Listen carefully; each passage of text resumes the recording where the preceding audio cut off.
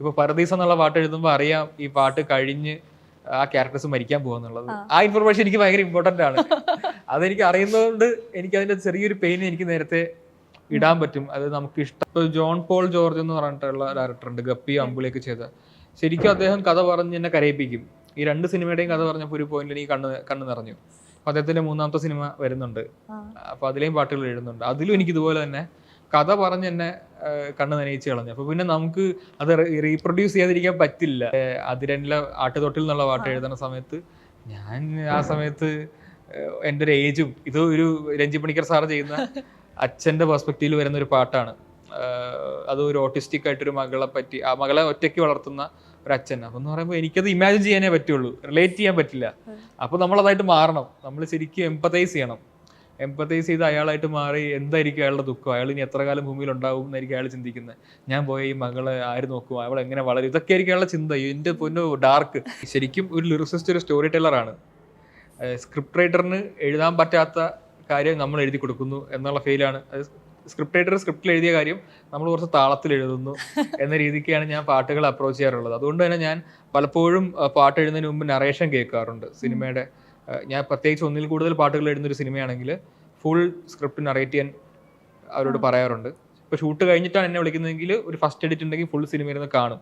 So that എന്തൊക്കെയാണ് ഇവർ ഉദ്ദേശിച്ചിരിക്കുന്നത് എന്നുള്ളത് എനിക്ക് കൃത്യമായിട്ട് കിട്ടിയാൽ അല്ലെങ്കിൽ ജസ്റ്റ് ട്യൂൺ അയച്ച ഒരു പാട്ട് എഴുതുന്നു പറയും, ഞാൻ പറയാം അത് പോരാ, എനിക്കൊരു ഫുൾ പിക്ചർ കിട്ടണം. ഏത് സ്റ്റേജിലാണ് ഈ പാട്ട് വരുന്നത്, അതിന് മുമ്പ് ഈ ക്യാരക്ടേഴ്സിന്റെ ട്രാവൽ എന്താണ്, ഇത് കഴിഞ്ഞ് ഇനി എങ്ങോട്ടാണ് പോകുന്നത്.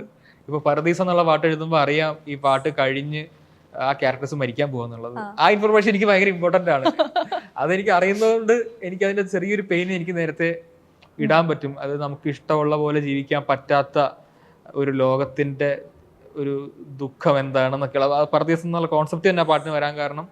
അല്ലെങ്കിൽ ആടുന്നവർ ആടട്ടെ, പാടുന്നവർ പാടട്ടെ, ചേരുന്നവർ ഒന്നായി ചേരട്ടെ, അതിന് കെൽപ്പുള്ള ഭൂമി നിൻ പരദീസ എന്ന ആ പാട്ടിൽ എഴുതാൻ കാരണം അത് കഴിഞ്ഞ് ഇവര് ഈ ഓപ്പോസിറ്റ് ആയിട്ടുള്ള രണ്ട് റിലീജിയനിൽ നിന്ന് പ്രണയിച്ച് കല്യാണം കഴിക്കാൻ പോകുന്ന രണ്ടുപേര് മരിക്കാൻ പോകുന്നു എന്നുള്ള ഒരു കാര്യം സിനിമയിൽ വരുന്നോണ്ടാണ് ഇങ്ങനൊരു പാട്ടായിട്ട്. അല്ലെങ്കിൽ അതൊരു ഡാൻസ് പാട്ടേ ഉള്ളൂ, അവർക്ക് എന്ത് പറഞ്ഞും ഡാൻസ് ചെയ്യാം, എന്ത് പറഞ്ഞും പാടാം.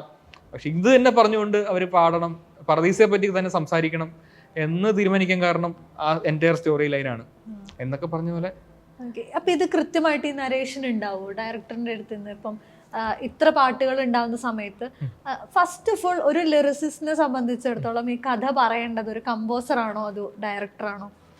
ഞാൻ ഡയറക്ടറുടെ അടുത്ത് നിന്ന് കേൾക്കാറുള്ളത്, അല്ലെങ്കിൽ റൈറ്റർ ഉണ്ടെങ്കിൽ റൈറ്ററുടെ അടുത്ത് നിന്ന് കേൾക്കും. മ്യൂസിക് ഡയറക്ടറിന്റെ സൈഡിൽ നിന്ന് അദ്ദേഹം എന്താണ് ഈ പാട്ട് കമ്പോസ് ചെയ്തപ്പോൾ ഉദ്ദേശിച്ചത്, അദ്ദേഹത്തിന്റെ ഇമോഷൻസ് എന്തായിരുന്നു എന്നുള്ളത് അങ്ങനെ ഞാൻ എല്ലായിടത്തും ചോദിച്ച് മനസ്സിലാക്കാറുണ്ട്. ഇപ്പോൾ ജോൺ പോൾ ജോർജ് എന്ന് പറഞ്ഞിട്ടുള്ള ഡയറക്ടർ ഉണ്ട്, ഗപ്പി അമ്പുളിയൊക്കെ ചെയ്ത. ശരിക്കും അദ്ദേഹം കഥ പറഞ്ഞ് എന്നെ കരയിപ്പിക്കും. ഈ രണ്ട് സിനിമയുടെയും കഥ പറഞ്ഞപ്പോൾ ഒരു പോയിന്റിൽ എനിക്ക് കണ്ണ് നിറഞ്ഞു. അപ്പൊ അദ്ദേഹത്തിന്റെ മൂന്നാമത്തെ സിനിമ വരുന്നുണ്ട്.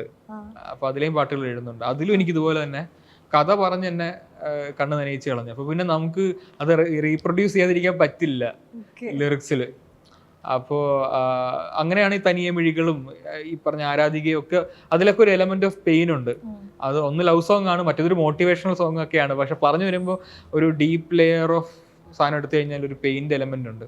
അത് ഈ പറഞ്ഞ കഥ കേട്ട് ഞാൻ കണ്ണു നനഞ്ഞ ഒരു സംഭവത്തിന്റെ ഒരു പ്രതിഫലനമാണെന്ന് എനിക്ക് തോന്നുന്നത്. അതെ, തനിയെ മിഴികളൊക്കെ ശരിക്കും ആ കുട്ടിയുടെ ഒരു, നമുക്ക് ഒരിക്കലും ആ കുട്ടിയുടെ മാത്രമായിട്ട് തോന്നില്ല. Like whenever I here that, like ആ പാട്ട് കേൾക്കുമ്പോഴൊക്കെ എനിക്ക് ഞാനാണ് അവിടെ, ഞാൻ എൻ്റെ പ്രിയപ്പെട്ട ആളുകളുടെ ചുറ്റുമാണെന്നുള്ളൊരു ഫീൽ ഉണ്ടാവും.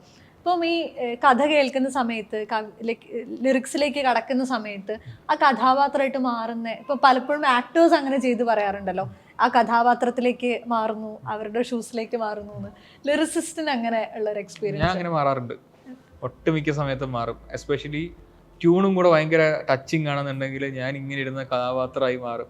ഞാൻ മറ്റേ അതിരനിലെ ആട്ടുതൊട്ടിൽ എന്നുള്ള പാട്ട് എഴുതുന്ന സമയത്ത് ഞാൻ ആ സമയത്ത് എൻ്റെ ഒരു ഏജും ഇത് ഒരു രഞ്ജി പണിക്കർ സാറ് ചെയ്യുന്ന അച്ഛൻ്റെ പെർസ്പെക്റ്റീവിൽ വരുന്ന ഒരു പാട്ടാണ്. അത് ഒരു ഓട്ടിസ്റ്റിക് ആയിട്ടൊരു മകളെ പറ്റി, ആ മകളെ ഒറ്റയ്ക്ക് വളർത്തുന്ന ഒരു അച്ഛൻ. അപ്പൊ എന്ന് പറയുമ്പോൾ എനിക്കത് ഇമാജിൻ ചെയ്യാനേ പറ്റുള്ളൂ, റിലേറ്റ് ചെയ്യാൻ പറ്റില്ല. അപ്പൊ നമ്മളതായിട്ട് മാറണം. നമ്മൾ ശരിക്കും എംപതൈസ് ചെയ്യണം. എംപതൈസ് ചെയ്ത് അയാളായിട്ട് മാറി എന്തായിരിക്കും അയാളുടെ ദുഃഖം, അയാൾ ഇനി എത്ര കാലം ഭൂമിയിൽ ഉണ്ടാവും എന്നായിരിക്കും അയാൾ ചിന്തിക്കുന്നത്. ഞാൻ പോയ ഈ മകളെ ആര് നോക്കും, അവൾ എങ്ങനെ വളരും, ഇതൊക്കെ ആയിരിക്കും അയാളുടെ ചിന്ത. എൻ്റെ പൊന്നു ഡാർക്ക്. അപ്പോൾ ഇത് ആദ്യം മനസ്സിലാക്കി കഴിഞ്ഞാൽ പിന്നെ പാട്ട് എഴുതാൻ വേറെ മൂഡാ, വേറെ ഫീലാ. അപ്പൊ അങ്ങനെ ഏത് പാട്ട് എഴുതുമ്പോഴും പാഡിയോ സമീകം എന്ന് പറഞ്ഞ പടം, എനിക്ക് അത് ഭയങ്കരമായിട്ട് ഇഷ്ടപ്പെട്ടു എന്റെ കഥ പറച്ചില്. അപ്പൊ അത് കഴിഞ്ഞ് ഈ ക്യാരക്ടറിന്റെ പെർസ്പെക്റ്റീവ് ഞാൻ കയറിയിരുന്ന് അയാളുടെ ജീവിതം ആലോചിക്കുമ്പോൾ ഇത് തമാശയായിട്ടൊക്കെ പോകുന്നെങ്കിൽ എന്താണ് ഇയാളുടെ ജീവിതം. മറ്റേയാളുടെ ക്യാരക്ടറിൽ, സുരാജേട്ടന്റെ ക്യാരക്ടറിൽ പ്രേമം, അതും ഭയങ്കര ടച്ചിങ്. അപ്പൊ അങ്ങനെ ഇരുന്നിട്ടാണ് അതിലെ പാട്ടുകൾ എഴുതുന്നത്. ഇത് എല്ലാ സിനിമയിലും സംഭവിക്കുന്നുണ്ട്. എന്നെ കഥ പറഞ്ഞ് ഇംപ്രസ് ചെയ്ത് കഴിഞ്ഞാൽ ഞാൻ തിരിച്ച് പാട്ടെഴുതി ഇംപ്രസ് ചെയ്ത് കളയും. എനിക്ക് അതാണ് എന്റെ പരിപാടി.